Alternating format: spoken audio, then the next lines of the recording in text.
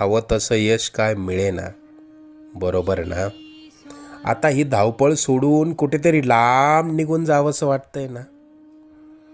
अजून किती दिवस सोसावं लागणार हेच तुझ्या डोक्यात कायम असतं. त्याच त्याच गोष्टींना पुरता कंटाळून गेलायस तू. मला माहिती आहे या वेदना आता तुला सहन होत नाहीये.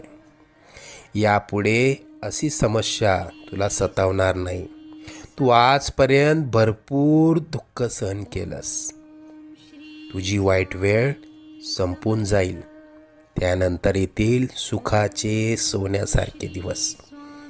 बाळा, तू प्रयत्न करत राहा. जिथे तू थांबशील तिथून पुढे तू हाती घेतलेले कार्य आम्ही पूर्णत्वास नेऊ. तू प्रयत्न करत राहा. यश तुझी वाट बघतंय.